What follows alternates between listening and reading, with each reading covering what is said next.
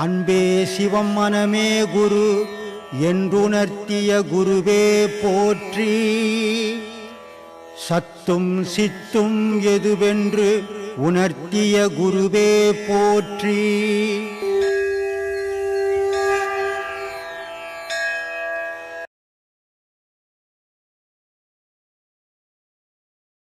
கடவுளை தேடாத, கடவுள் எங்கே இருக்கிறான்னு யாரும் எவன் கண்டுபிடிச்சவன், எவன் பார்த்தவன், எவன் சொன்னவன் ஊருக்குள்ளே வரல, கடவுளை பார்த்தவன். ஆனால் ஊருக்குள்ளே வரவன் கடவுளை பார்க்கல. அதனால் நீ முதல்ல உன்னை தேடு, நீ யாருன்னு தெரிஞ்சுக்க, அப்புறம் கடவுள் யாருன்னு தெரியும். அதனால் முதல்ல உங்களை தேடணும். ஏன்னா கடவுளை தேடும் போது 1000 குழப்பங்கள் எல்லா மதத்துலேயும் உண்டு.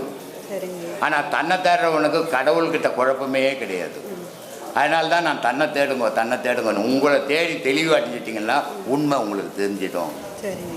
அது இப்போது ஒரு உடல் இருக்குது, அந்த உடலுக்கு ஒரு ஜாதி வச்சுக்கலாம்.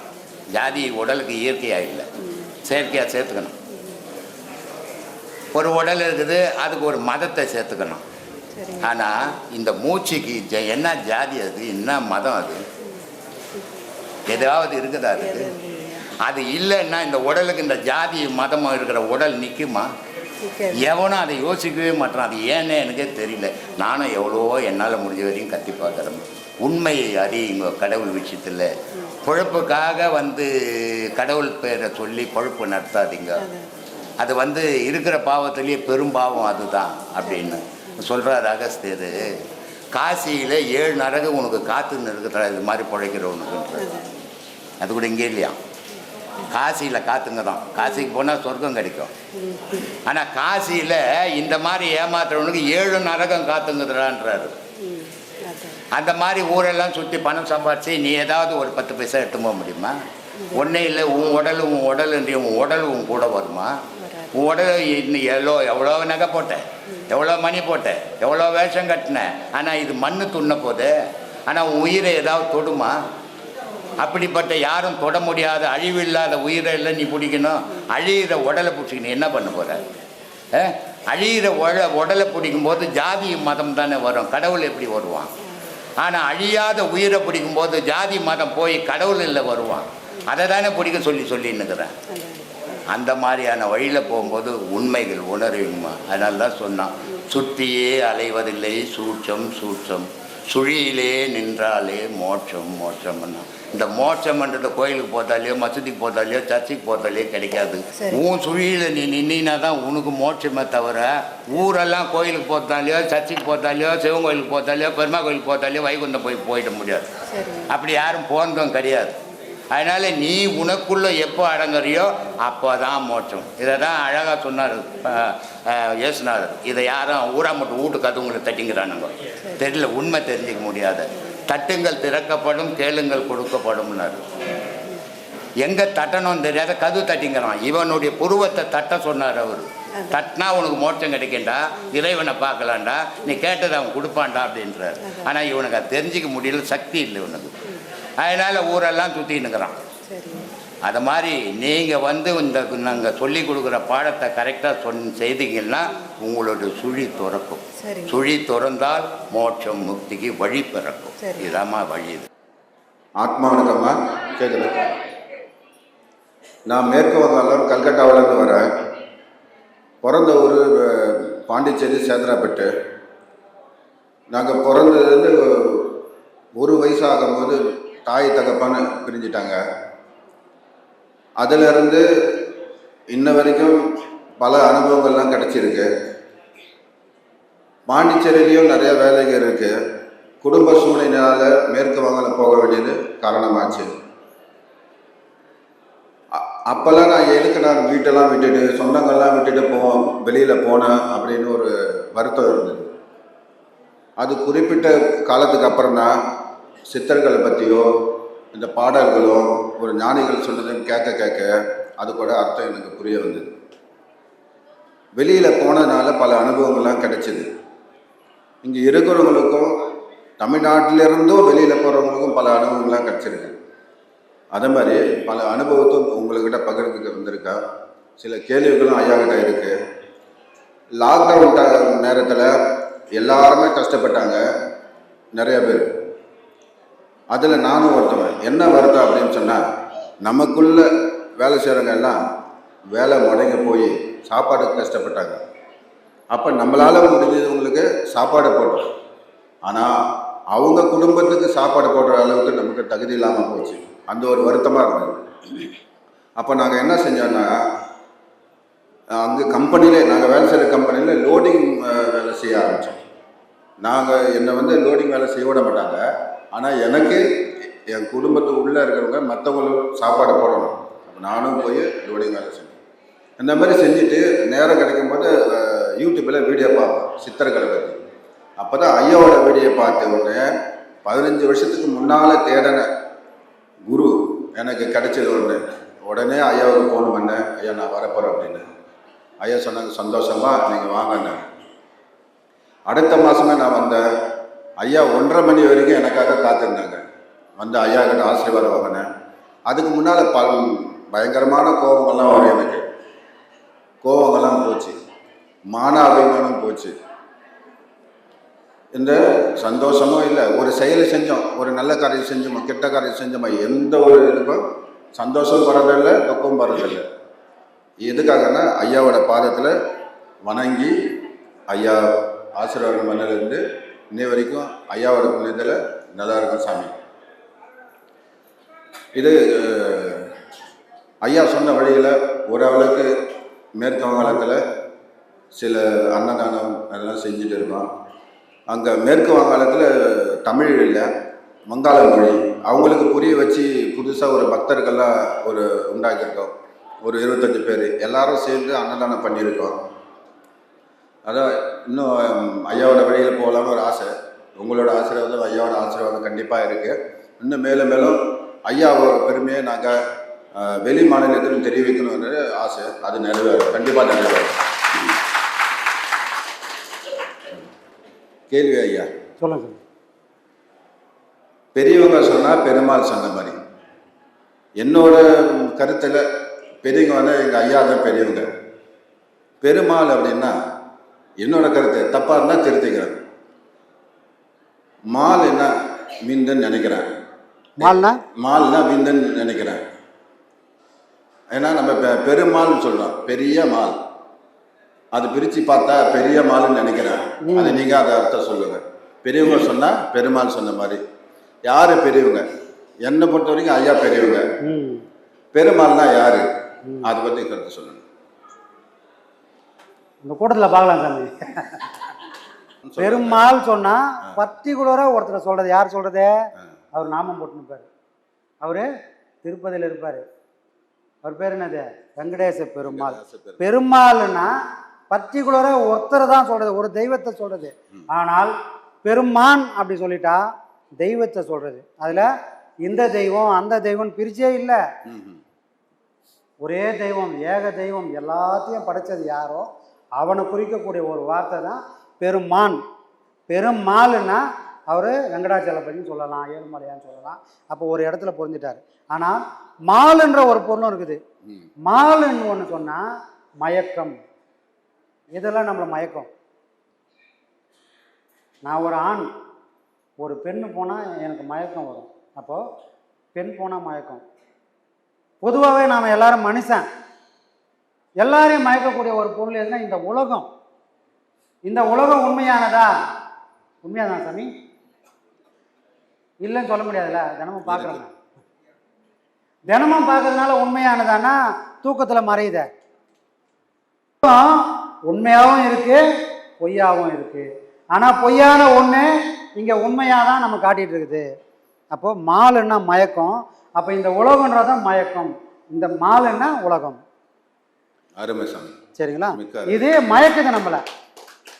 விழிப்பா இருக்கும்போது நான் தான், என்னை பார்த்துக்கோ, என்ன மாதிரி நீயும் சந்தோஷமா இருக்கணும்னு ஊரை பார்க்க வச்சு நம்மளை ஓட விடுது. ஆனால் தூக்கத்தில் ஒன்றும் இல்லை. ஏன்னா அங்கே நானே இல்லை. குருன்னா யார்? தன்னை அறிய தனக்கு கேடில்லை, தன்னை அறியாமல் தானே கெடுகிறான். தன்னை அறியும் அறிவை அறிந்த பின் தன்னைத்தானே அர்ச்சிக்கத்தானே. இந்த தன்னைத்தானே அர்ச்சிக்கக்கூடிய தகுதி யாருக்கு இருக்கோ அவங்க தான் குரு. இந்த தன்னைத்தான் உணர்ந்தவங்க யாரோ அவங்கெல்லாம் எப்படி இருப்பாங்கன்னா எல்லாரும் போன பாதையில் போக மாட்டாங்க, தனக்குன்னு ஒரு பாதையை உருவாக்குவாங்க. அவங்க தான் குரு. ஒருத்தர் போட்ட பாதையில் ஒருத்தர் கொடுத்த பாடத்தை வாங்கி பயணம் பண்ணுற யாரும் குரு இல்லை. தனக்குன்னு ஒரு பாதையை உருவாக்கி தனக்குன்னு ஒரு வழிமுறையை உருவாக்குனவங்க யாரோ அவங்க தான் தலைவங்க, அவங்க தான் குருமார்கள். அப்போது ஐயா என்ன பண்ணார், இங்கே கொடுக்குற பாடம் இந்த உலகத்தில் யாரும் கொடுக்கல. அப்போது தனக்குன்னு ஒரு வழிமுறையை உருவாக்குனதுனால தான் அவர் என்றைக்குமே அவர் மட்டும்தான் குரு. நாம் எல்லாம் அவர் கொடுத்த பாடத்தை பயணம் பண்ணுறவங்க. இங்கே யாரும் குரு இல்லை, எல்லாமே சீடன்தான். அப்போது ஒரு வயசை வச்சு முடிவு பண்ணலாமா? பெரிய தாடி வச்சுக்கலாம், பெரிய குடுமி போட்டுக்கலாம், அதை வச்சு ஒரு மரியாதை கொடுக்கலாமன்னா இதெல்லாம் இது கிடையாதுப்பா. கண்ணதாசன் ஒரு இடத்துல சொல்லுவார், இப்போ நரை விழுந்தாலும் நெஞ்சில் திரை விழாதவன் எவனோ அவன் தான் பெரியவன். நரை விழுந்ததுனால ஒருத்தன் பெரிய மனுஷன் ஆயிட முடியாது. நமக்கு வயசு ஒரு 50லேயே நரை விழுந்துடலாம். இப்போலாம் பித்த நிறைய வந்துடுது. ஆனால் நமக்கு முன்னாடி இங்கே 1000 மரம் கொடி வருஷக்கணக்காக கிடக்குது. அப்போ அதெல்லாம் நம்மளோட பெரியவங்கள ஆகிடுமா அப்படின்னா வாய்ப்பு இல்லை. அப்போது வயசுன்றது பெரியவங்கன்றது தீர்மானிக்காது. அதனால தான் சொல்லுவாங்க, மூர்த்தி சிறுசாக இருந்தாலும் கீர்த்தி பெருசு. அப்போது இங்கே வடிவம் நரெல்லாம் பெரிய மனுஷனுக்கான அறிகுறி இல்லை, வயசு பெரிய மனுஷனுக்கான அறிவு இல்லை, பக்குவம் மட்டும்தான் பெரிய மனுஷனுக்கான அறிகுறி. அப்போது நரை விழுந்தாலும் நெஞ்சில் திரை விழா. திரை ஏன் போடணுன்னா, திரைனா உள்ளகிற பொருளை மறைக்குதுன்னு அர்த்தம். இந்த உள்ளகிற என் மனசை பட்டவர்த்தனமாக காட்ட முடியாமல் நான் மறைச்சி வாழ்ந்தேன்னா நான் மனுஷனுக்கே அர்த்தம் இல்லை. புரியுதுங்களா? வெள்ளை வேஷ்டி வெளியே கட்டிக்கலாம், ஆனால் உள்ள ஒரு பொருள் வெள்ளையாக இருக்கணும்னு தான் நான் வெளியே காட்டுறேன். உள்ளகிற பொருளும் வெள்ளையாக ஒரு நாள் ஆகாதா அப்படின்ற ஏக்கம் நமக்கு இருக்கிறதுனால தான் வெளியே கட்டி பார்க்குறோம். அந்த உள்ளேயும் ஒரு பொருள் வெள்ளையே ஆனால் அப்போ அவங்க மட்டும்தான் பெரியவங்க, அவங்களுக்கு வயசு வித்தியாசம் இல்லை. திருநாவுக்கரசர் 80 வயசு, திருஞான சம்பந்தருக்கு 14 வயசு. புரியுதுங்களா? இவங்க 2 பேரும் ஒன்று தான், ஆனால் வயசுக்கு சம்பந்தமே இல்லை. மூர்த்தி சிறுசாக இருந்தாலும் கீர்த்தி பெருசு. அப்போது பெரியவங்கன்னா யாருன்னா உலகத்துக்காக நல்லதை சொல்கிறவங்க தான். ஆனால் இன்றைக்கி பெரியவங்க அப்படி இருக்காங்களா? போய் டீ கடையில் போய் உக்காந்துக்கின்னு, டேய் இந்த உலகம் மோசமான உலகம், ஒரு டீ ஒரு பஜ்ஜி சாப்பிட்டுக்கின்னு வரவங்க போகிறவங்களாம் இதுதான் சொல்லுது, இந்த உலகத்தை நம்பாத, இந்த உலகம் மோசமான உலகம், யாரையுமே நம்பாத. எப்படி யாரையுமே நம்பாம டீ கடையில் எப்படி குச்சி நிற்பேன்? இப்போ நாமெல்லாம் இவ்வளோ தூரம் வந்துக்கிறோம். எந்த நம்பிக்கையில் வந்தோம்? இந்த உலகம் இன்னும் கூட ஓரளவுக்கு சுத்தமாக இருக்கிறதுனால தான் இங்கே எவ்வளோ பெண்கள்லாம் தனியாக வராங்க. எந்த தைரியத்தில் வராங்க? உலகம் கெட்டு போகலை, மனுஷன் மட்டும்தான் கெட்டு போயிருக்கிறான். இந்த மனுஷன் கெட்டு போனதுனால கெட்டவனுக்கு மஞ்சள் காமலை வந்தவனுக்கு மஞ்சளாவே தெரிகிற மாதிரி கெட்டு போனவனுக்கு உலகமே கெட்ட மாதிரி தெரியுது. மாற வேண்டிய இவன் மட்டும்தான். உலகம் நல்லதும் இல்லை கெட்டதும் இல்லை. உலகம் யாருக்கும் நல்லதும் பண்ணல கெட்டதும் பண்ணலை, அவனுக்கு அவன் மனசுக்கு ஏற்ற மாதிரி வருது. ஒரு காலத்தில் நான் அசைவம் சாப்பிட்டேன். அப்போ அந்த அசைவம் எனக்கு கெட்ட விஷயமா தெரியல. இப்போ அசைவத்தை விட்டு நான் சைவம் தான் சாப்பிட்றேன். இப்போ அசைவம் தொண்டவனை பார்த்து ஐயோ மோசமானவன்றான். நானே அதை தான் செஞ்சுருந்தேன். புரியுதுங்களா? அப்போது அசைவத்திலையோ சைவத்திலையோ நல்லதும் இல்லை கெட்டதும் இல்லை. நான் இருக்கிற நிலைக்கு ஏற்ற மாதிரி அது நல்லதாகவும் கெட்டதாகவும் எனக்கு அது காட்டுது. அப்போ இந்த உலகமும் அதுதான். அது உலகம் நல்லதும் இல்லை கெட்டதும் இல்லை. ஏன்னா அதுக்கு உயிர் இல்லை, அது ஒரு அக்ரிணை பொருள். அதை ஒருத்தன் படைச்சி சுத்த விடுறான், அதை யாரும் இயக்கலை. அப்போது அது நல்லதாகவும் கெட்டதாகவும் இருந்ததுன்னா நான் யோகினா இருந்தால் என்ன மாதிரியே எல்லாரும் யோகின்னு நான் நினைப்பேன். நான் கெட்டவனா இருந்தால் அப்பப்போ என் பர்ஸை பத்திரம் பண்ணி வைப்பேன். ஏன்னா நானே திருடனா இருந்தேன்னா என்ன பண்ணுவேன்? பக்கத்தில் இருக்கிறோம் என்ன மாதிரியே ஒரு திருடனா இருந்தால் என்ன பண்ணுறதுன்னு யோசிப்பேன். அப்போ மாற வேண்டியவங்க நாம மட்டும்தான் தவிர உலகத்தில் ஒன்றும் இல்லை. அப்போது இதை யோசிக்க முடியாமல் ஒரு விஷயம் பண்ணுதில்ல, அதுதான் மால், அதுதான் மயக்கம். புரியுதுங்களா? அது பெண்ணாகவும் இருக்குது, ஆணாகவும் இருக்குது, உலகமாகவும் இருக்குது. அதனால தான் சித்தர்கள்லாம் என்ன பண்ணாங்கன்னா பெண்களை திட்டினாங்க. பெண்களை திட்டினாங்கன்னா அவங்கள ஏதோ பாவப்பட்ட பிரிவில் பெண்களை திட்டுறதுக்கு. ஏன் அதை திட்டினாங்கன்னு சொன்னால், ஒரு மனுஷன் மயக்கத்தில் இருக்கிறான், முதல் மயக்கம் எது அப்படின்னா பசி. பசி வந்தால் 10 பறந்துடும். அவன் மானம் குலம் கல்வி இது வரைக்கும் சேர்த்து வச்ச எல்லாத்தையும் பசி வந்தால் தூக்கி போட்டு அதை ரொப்பனா தாண்டா எனக்கு விடிவு காலன்னு அங்கே தேடி போவான். அந்த பசிக்கு அப்புறம் இன்னொரு பசி என்னது? காமம். அதை தறக்கக்கூடியது எது? எது? ஒரு பெண்ணோட வடிவம். அப்போது இந்த மயக்கம் இருக்கிறதுனால இவன் இறைவன் யாருன்னு தெரியல, தான் யாருன்னு புரியல. அதனால என்ன பண்ணுறாங்க, டே பெண்ணுன்றவ உன்னை மயக்க வந்து பிசாசு அப்படின்னாங்க. ஆனால் அவங்க பிசாசு இல்லை. அந்த பெண் இல்லைன்னா இன்னைக்கு உலகம் இல்லை. அந்த பெண் இல்லைன்னா நமக்கு அறிவு இல்லை. அந்த பெண்ணை காட்டி தான் இந்த உலகத்தையே திருத்தம் இறைவன். யாரை காட்டி? பெண்ணை காட்டி தான். பெண்ணுன்றவன் சக்தியோட அம்சம், சிவன் ஆணுன்றவன் சிவனோட அம்சம்.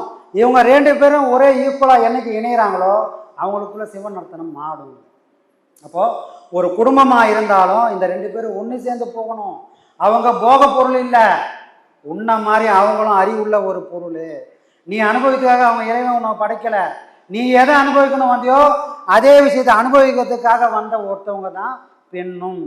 அதை நீ புரியலை, நீ புரிஞ்சுக்கணுன்றதுக்காக தான் அப்படிலாம் சொன்னாங்களே தவிர அவங்க யாரும் தாழ்த்தப்பட்ட பொருள் இல்லை. உண்மையிலே உயர்ந்த ஒரு ஜீவன் யாருன்னா ஒரு ஆணை விட ஒரு பெண்ணு தான். சரிங்களா? ஒரு பெண்ணால் எல்லாத்தையும் சாதிக்க முடியும், ஒரு ஆணால் சம்பாதிக்க மட்டும்தான் முடியும். ஆனால் ஒரு பெண்ணால் மட்டும்தான் அதை கட்டி காப்பாற்றி அந்த குடும்பத்தை இவன் உதவாக்கரையாக இருந்தால் கூட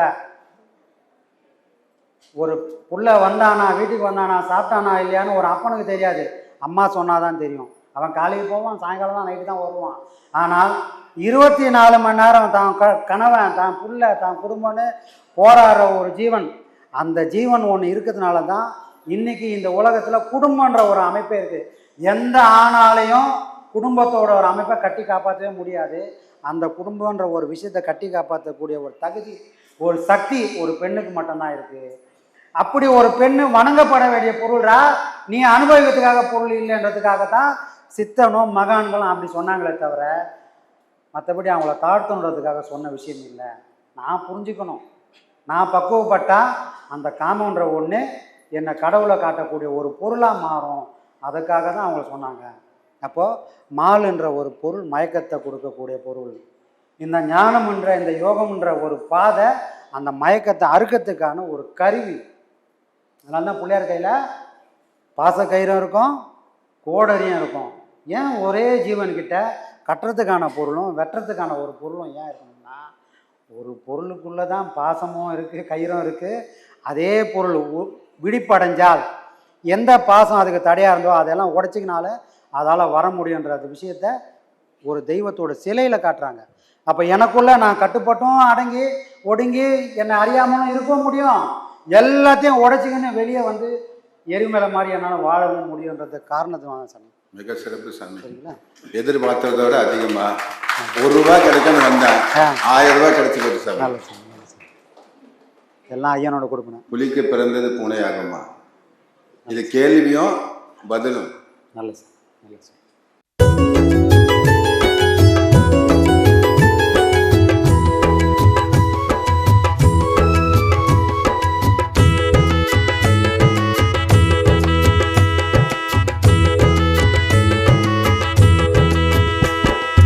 நல்ல காலம் பொறந்துடுச்சு நமக்கு, நல்ல காலம் பொறந்துடுச்சு நமக்கு.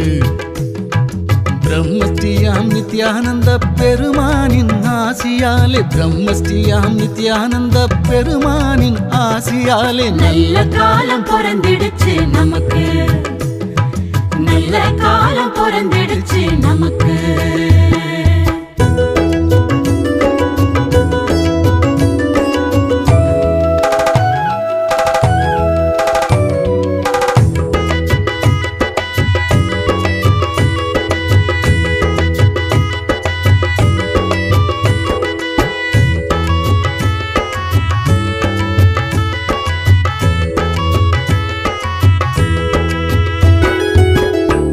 வந்தோம் உள்ளத்திலே திருப்பம் வந்தது, கூடி வந்தோம் குடும்பத்திலே குறைகள் தீர்ந்தது. தேடி வந்தோம் உள்ளத்திலே திருப்பம் வந்தது, கூடி வந்தோம் குடும்பத்திலே குறைகள் தீர்ந்தது. நாடி வந்தோம் சாமியினை நன்மைகளும் வந்தது. நாடி வந்தோம் சாமியினை நன்மைகளும் வந்தது. கோடி காலம் தவம் இருந்த பலனும் கிடைத்தது. கோடி காலம் தவம் இருந்த பலனும் கிடைத்தது. பூமி எங்கும் சுத்துதுங்க சாமியோட பேச்சு. போலி வாக்கம் பற்றி தங்க உலகம் முழுக்க பேச்சு. வாங்க வாங்க பக்தர்களே போலி வாக்கு